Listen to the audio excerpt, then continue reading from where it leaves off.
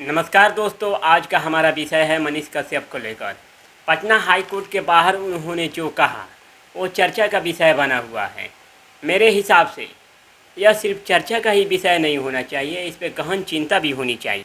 आगे बढ़ते हैं और पॉइंट नंबर 1 की बात अगर हम करें तो मनीष कश्यप ने कहा, मैं फौजी का बेटा हूं, मर जाऊंगा मगर इन नेताओं के आगे झुकूंगा नहीं। उन्होंने ये भी बताया उनके दादाजी चीन के युद्ध में लड़े हैं और उनके पिताजी पाकिस्तान के युद्ध में भी लड़े हैं। अभी वो सैन्य विभाग में कार्यरत हैं। समझने वाली बात यह है कि कितनी दुख की बात है, जिस व्यक्ति का फैमिली बैकग्राउंड देश सेवा में अपना सारा जीवन न्यौछावर करने को तत्पर रहा है, उस व्यक्ति को उस गुनाह का सजा मिल रहा है जो गुनाह उसने किया ही नहीं। आई बात में थोड़ा सा भी संदेह नहीं है, चाहे वो बिहार के लोग हो या चाहे बिहार से बाहर के लोग, जितने भी लोग मनीष कश्यप को जानते हैं। मगर ये लोग जो हैं सत्ता के पावर में जो व्यक्ति इनके खिलाफ नहीं, इनको सच्चाई दिखाएगा, उसको अपने सत्ता के दम पर उसे आर्थिक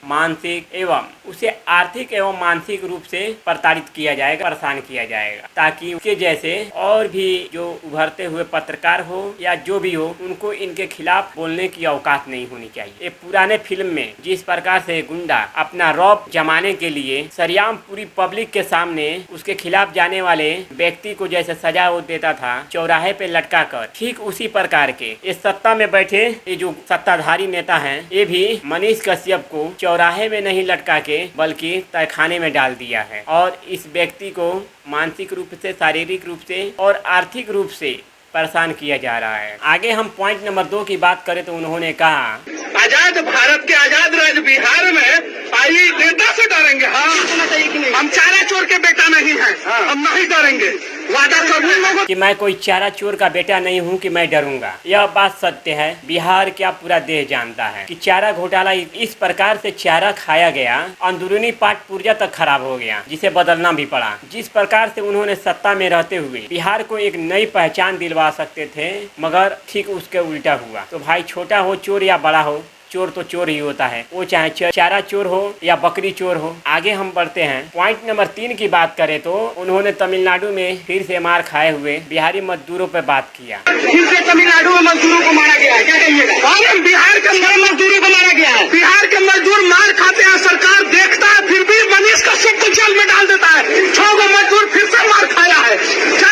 मजदूर मार खाया, पूछे किसी का हाथ टूटा है, किसी का पैर टूटा है, मेरे ऊपर FIR करेगा सभी सब। बिहार में केस होना चाहिए कि नहीं? उनके ऊपर भी होना चाहिए। बिहार पुलिस को हिम्मत है, पकड़ के लिया है जो बिहार के मजदूरों को मारा है, बिहार के जेल में डाले।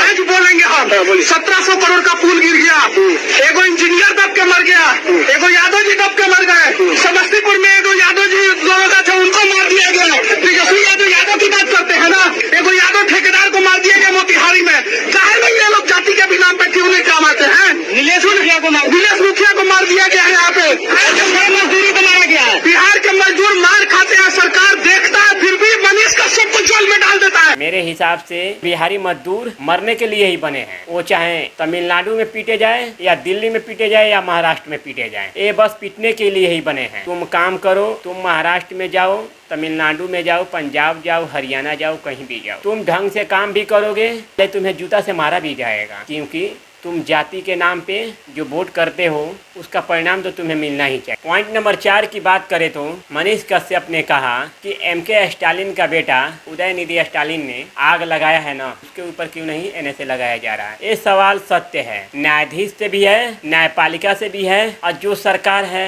केंद्र में बैठी हुई सरकार है, उनसे भी है। और सबसे बड़ी तो विडम्बना है न्यायपालिका को लेकर। आगे इन्होंने पॉइंट नंबर 5 की हम बात करें तो इन्होंने कहा, जो है गंजेड़ी के बीच में, भंगेड़ी के बीच में, नशेड़ी के बीच में बैठा देता है लोग, मुंह पे गाजा पी के फूक देता है, सब मेरा माथा दर्द करता है।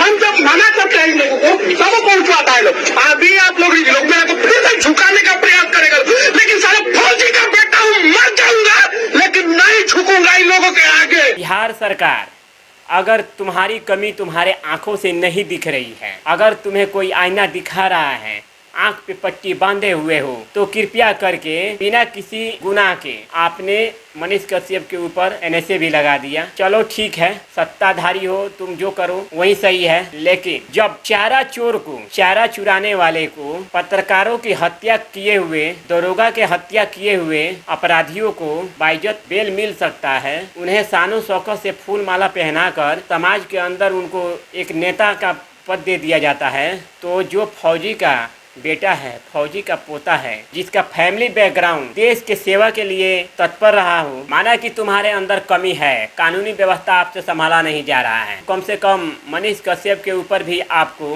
ये एहसान करना चाहिए कि उनको गजड़ी भंगेड़ी के बीच में ना रखा जाए, ताकि आपका पोले ना खोल दे। आगे पॉइंट नंबर 6 की बात करें तो इन्होंने कहा कि एक दिन हम सरकार बनाएंगे भी, सरकार चलाएंगे भी और सरकार को दिखाएंगे कि सरकार चलता कैसे है, सरकार चलता कैसे। 2005 के बाद से नीतीश कुमार जी को बिहार की जनता ने जो मान सम्मान का जो इन्होंने दुरुपयोग किया है, कानूनी व्यवस्था लचर है, बिहार में शराबबंदी है, मगर युवा डिलीवरी बॉय बन के रह गया है। धड़ल्ले से बिहार में जिसको ढंग से खाना बनाने, सब्जी बनाने नहीं आती है, वो इस समय अपने घर में शराब बना रहा है। आगे इन्होंने ये भी जिक्र किया, जिस गाड़ी से इन्हें लाया जाता है उस गाड़ी में 60-60 आदमी को ठूस कर लाया जाता है, ले जाया जाता है, गाड़ी बीच में ही बंद हो जाती है, धक्का मारने पर स्टार्ट होती है। ये हाल है बिहार की कानून व्यवस्था एवं सरकार की, हम देख भी रहे हैं। ना 2005 से पहले कानूनी व्यवस्था सही थी और ना 2005 के बाद कानून का व्यवस्था सही है। वीडियो देखने के लिए बहुत बहुत धन्यवाद। मनीष कश्यप, हम आपके लिए हमेशा आवाज उठाते रहेंगे, तो वीडियो को ज्यादा से ज्यादा शेयर करें, हमारे चैनल को सब्सक्राइब करें, लाइक करें, कमेंट करें। जय हिंद, जय भारत।